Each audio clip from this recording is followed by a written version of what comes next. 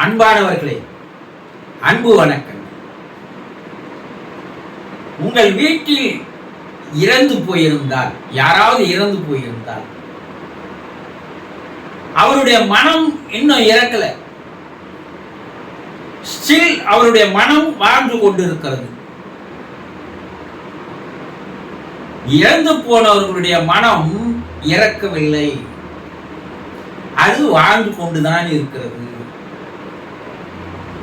இத சரியா தெரிஞ்சுக்கணும்னா, இதை சரியா புரிஞ்சுக்கணும்னா, நீங்க பல விஷயங்களை முதலில் தெரிந்து கொண்டால்தான் இது உங்களுக்கு தெரியும், புரியும். என்னங்க, வேத கால ரிஷிகள் முதல் கொண்டு வேதங்கள், உபநிடதங்கள், புராணங்கள் இதையெல்லாம் ஓரளவுக்காவது படித்து இருந்தால்தான் இந்த விஷயத்தை உங்களால தெரிஞ்சுக்க முடியும். அதெல்லாம் யார் குருஜி படிக்கிறது? வேதம்ன்றது 4 சொல்றாங்க, உபநிடதம் எவ்வளவோ சொல்றாங்க, புராணங்கள் நிறைய இருக்குதுங்க. இதெல்லாம் இப்ப யார் படிக்கிறான்? நீங்க கேட்கலாம். அட்லீஸ்ட் பகவத்கீதையாவது நீங்க படிச்சிருக்கணும். இந்த பகவத்கீதையில கிருஷ்ணர் அர்ஜுனனுக்கு செய்கின்ற உபதேசங்கள்ல ஆன்மாவை பற்றி விலாவரியாக நிறைய விளக்கங்களை தருகிறார்கள். இது பியூர் சயின்ஸ். இதை புரிஞ்சுக்கணும்னா அதை சரியாக படித்திருந்தால், இறந்து போனவர் மனம் இறக்கவில்லை, அது வாழ்ந்து கொண்டிருக்கிறது என்பதை உங்களால தெளிவா தெரிஞ்சுக்கலாம். இதெல்லாம் படிக்காதியே, இதெல்லாம் தெரிஞ்சிக்காதியே, அவர் தான் இறந்துட்டாரு, அவரோட அந்த மனமும் இறந்து போயிடுச்சு இல்லையா? என்ன குருஜி சொல்றாரு, மனம் மட்டும் வாழுதுன்னு அப்படின்னு நீங்க நினைக்கலாம். இதையெல்லாம் படித்திருந்தால் உங்களுக்கு சொல்ல வேண்டிய அவசியம் இல்லை, தெளிவாக தெரியும். அப்ப முதல்ல நீங்க தெரிஞ்சுக்க வேண்டியது, நீங்கள் 3 உடல்களோடு வாழ்ந்து வருகிறீர்கள். ஒன்று தூள உடல், இந்த கண்ணால பார்க்கிறோம் இல்லையா? இந்த கண்ணால பார்க்கக்கூடிய இந்த உடலுக்கு உடம்பு, தேகம், பாடி பல பேர் வச்சு அழைக்கலாம். இது கண்ணால பார்க்க முடியும். நான் உன்னை பார்க்கிறேன், நீங்க என்ன பார்க்குறீங்க. இந்த உருவத்துக்கு, இந்த உடலுக்கு, இந்த தேகத்துக்கு, இந்த உடம்புக்கு, அதுக்கு தூள தேகம்னு பேரு. சரி, இந்த தூள தேகத்துக்குள்ள உங்களை இயக்கி கொண்டிருக்கிறது பாரு. எது இயக்குது? உள்ள ஒரு சக்தி இருக்குது. அந்த மனம் என்ற சக்தி தான் உங்களை பார்க்க வைக்குது, கேட்க வைக்குது, பேச வைக்குது, சாப்பிட வைக்குது. இதெல்லாம் செய்யற வேலை யார் சொல்லி நீங்க செய்யறீங்கன்னா, உங்க மனம் விருப்பப்படித்தான் நீங்க செய்யறீங்களே தவிர உங்க விருப்பப்படி மனம் செயல்படுவது இல்லை. அப்போ மனம் என்ற ஒன்று உள்ள இருக்கிறது. அந்த மனத்திற்கு பெயர் மன உடல் பேர். இது கண்ணால பார்க்கறது தூள உடல், அதற்குள்ள இருக்கிறது மன உடல். இந்த மன உடலையும் இந்த தூள உடலையும் இயக்கி வருகிற ஒரு சக்தி இருக்கிறது, அதற்கு பெயர் உயிர். இது உயிர் உடல். அப்போ 3 உடல் உங்ககிட்ட இருக்கு. நீங்க இது வரைக்கும் அதை தெரிஞ்சுக்கல.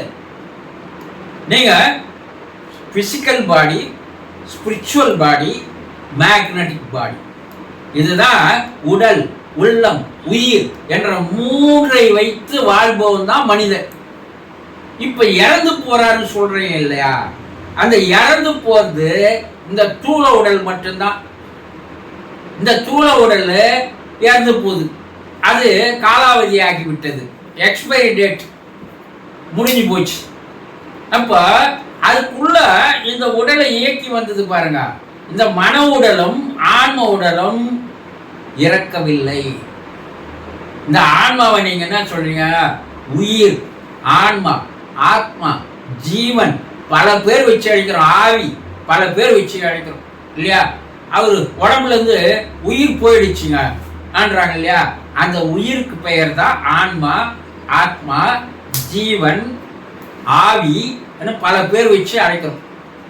இப்போ இந்த மன உடலும் இந்த ஆன்ம உடலும் ரெண்டும் அந்த உடம்பை விட்டு வெளியேறி போவதற்கு பெயர் தான் இறப்பு, மரணம், சாவுன்னு பேர்.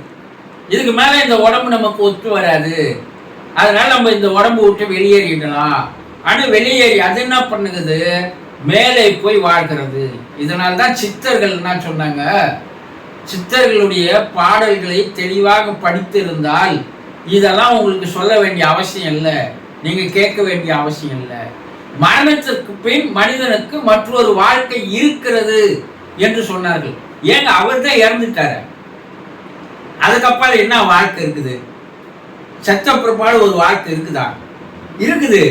செத்து போனது உடம்பு, ஆனா வாழும் போவது எதுன்னா இந்த மனமும் இந்த ஆன்மாவும் வாழ்கிறது. அதுதான் மரணத்திற்கு பின் இருக்கின்ற வாழ்க்கை, மற்றொரு வாழ்க்கை. இப்ப இறந்தவருடைய மனம் இறக்கல, அது ஆன்மாவோடு சேர்ந்து ஜோடியாக மேலே செல்கிறது. இப்ப அந்த மனம் வாழ்ந்து கொண்டிருக்கிறது. உங்களோடு பழகியவர், உங்களை வளர்த்தவர், அந்த தாயா இருக்கட்டும், இல்லை தந்தையா இருக்கட்டும், கணவனா இருக்கட்டும், மனைவியா இருக்கட்டும், பிள்ளைகளாக இருக்கட்டும், இவங்கள யாரோ ஒருத்தர் இறந்து போயிருக்கிறாங்க. ஆனா இறந்து போனவர் இறப்பதற்கு முன்ன யாரோட வாழ்ந்தாரு? உங்களோட வாழ்ந்தாரு இல்லையா? உங்களுடைய ஆசா பாசங்கள் என்ன தெரியும், உங்களுடைய விருப்பங்கள் என்னன்னு தெரியும், உங்களுடைய ஆசைகள் என்னன்னு தெரியும், உங்களுடைய எண்ணங்கள் என்னன்னு தெரியும், உங்க குணநலன்கள் என்னன்னு தெரியும். உங்களை கேரக்டர் வைஸா அவர் எல்லாமே தெரிஞ்சு வச்சுன்னு இருக்கிறவர். அப்ப அவர் மனசுல இதெல்லாம் ஸ்டோரேஜ் ஆகிருக்குது இல்லையா? அப்ப அந்த மனம் இதே அந்த பந்த பாசங்களை அப்படியே தான் எடுத்துட்டு போகுது மேல. இப்ப அந்த மனம் நீங்க உடம்போடு அவர் இருந்த போது வாழ்ந்த வாழ்க்கை என்னவோ, உங்களோடு பழகிய வாழ்க்கை என்னவோ, அதே வாழ்க்கை இப்போ உடம்பு இல்லை, ஆனா மனசு இருக்குது. அந்த மனசோடு அவர் வாழ்ந்து வருகிறார் உங்களோடு. அப்போ இதையெல்லாம் தெரிஞ்சுக்கணும் அப்படின்னா நான் சொன்ன மாதிரி எல்லா வேதங்களில் கூறப்பட்டிருக்கிறது, எல்லா புராணங்களில் கூறப்பட்டிருக்கிறது, எல்லா உபநடனங்களில் கூறப்பட்டிருக்கிறது, பகவத்கீதையில தெளிவாக கூறப்பட்டிருக்கிறது. சித்தர்கள் எல்லோருமே இந்த வாழ்க்கையை தெளிவாக கூறியிருக்கிறார்கள். இதெல்லாம் தெரிஞ்சுக்கினா அட இறந்து போந்த அவர் உடம்பு தான்பா, இறக்காம இன்னும் உயிரோடு வாழ்வது எதுன்னா அந்த மனம் அந்த உயிரோடு சேர்ந்துதான் வாழ்ந்து கொண்டு இருக்கிறது. அந்த உயிரை நம்ம என்ன சொல்றோம், ஆன்மா ஆத்மான்னு சொல்றோம் இல்லையா? இப்ப அந்த ஆன்மா ஆத்மாவோடு அந்த மனமும் சேர்ந்து இருக்கிறது. அதனால்தான் நான் சொல்றது, அவர் உயிரோடு வாழ்ந்து வருகிறார். யாரு? இறந்து போனவருடைய மன உடல் அந்த ஆன்மாவோடு உயிரோடு சேர்ந்துதான் மேல் உலகத்தில் வாழ்ந்து வருகிறார். அப்ப அவருடைய வாழ்க்கை இன்னும் முடியல, அது லாங் ஜேர்னி, அது நெடுந்தூர பயணம். இப்போ ஒரு மைல்கல் தான் இந்த உடம்பு விட்டுட்டு மேல போயிருக்குது. அந்த மனம்தான் அங்கே ஆவி உலக வாழ்க்கையிலே அந்த வாழ்க்கையை நிர்ணயிக்கிறது. அவர் எப்படி வாழணும், எப்படி இருக்கணும், எவ்வளவு காலம் இருக்கணும் என்பதையெல்லாம் எது நிர்ணயிக்குதுன்னா இங்கிருந்து எடுத்துன்னு போனா இருப்பார், அந்த மனம் தான் நிர்ணயிக்கிறது. அந்த மனம் அங்கே வாழ்ந்து கொண்டிருக்கிறது. அதே மனம்தான் அடுத்து ஒரு பிறப்பை எடுப்பதற்கு அது விதையாக காரணமாக இருக்கிறது. இப்ப இறந்து போனாலும் அந்த ஆன்மா கூட போகுது, ஆவி உலகிலையும் அந்த மனசோடு அந்த ஆன்மா வாழுது. மறுபிறப்பு எடுக்கும் போதும் அந்த ஆன்மா அந்த மனசோடு தான் வருகிறது. அப்ப அந்த ஆன்மா மனம் இருக்கின்ற வரை அதனுடைய தொடர்ச்சி இருந்து கொண்டே இருக்கும்.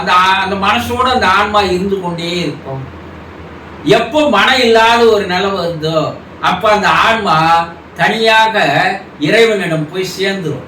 அதற்கு பேர் மோட்சம், விடுதலை, வீடு பேரு, சிவகதி, சிவநிலை என பல பேர் வச்சு அழைக்கலாம். அப்ப விடுதலை என்னன்னா மனசுல இருந்து அது விடுபட்டு மேலே போகுது. முதல்ல உடம்புல இருந்து விடுபட்டுச்சு, ஆனா மனசுக்கு அதுக்கு ஒரு சரியான பந்தம், ஒரு உறவு, ஒரு இணைப்பு இருந்து கொண்டிருக்கிறது. இப்போ இந்த மனம் எப்போது இல்லாது போகிறதோ அப்போது அது விடுதலை கிடைக்கிறது, அது இறைவனிடம் போய் சேர்கிறது. அப்போ ஒருவர் இறந்து போயிட்டாருங்க, அவரோட எல்லாம் முடிஞ்சிருச்சுன்னு நீங்க நினைச்சீங்கன்னா நீங்க இன்னும் தெரிந்து கொள்ளாத விஷயங்கள் நிறைய இருக்குது. அவர் இறந்தாலும் அவர் மனம் அந்த ஆத்மாவோடு மேல் உலகிலே வாழ்ந்து கொண்டிருக்கிறது. அது உங்களை நினைத்து நினைத்து பல்வேறு விஷயங்களில் அது சந்தோஷப்படுகிறது, ஆனந்தப்படுகிறது, துக்கப்படுகிறது, துயரப்படுகிறது. அவர்களுக்கும் உங்களுக்கும் இருக்கிற உறவு இப்போதும் இருந்து கொண்டிருக்கிறது என்பதை சரியாக தெளிவாக புரிந்து கொள்ளுங்கள். சந்தோஷம்.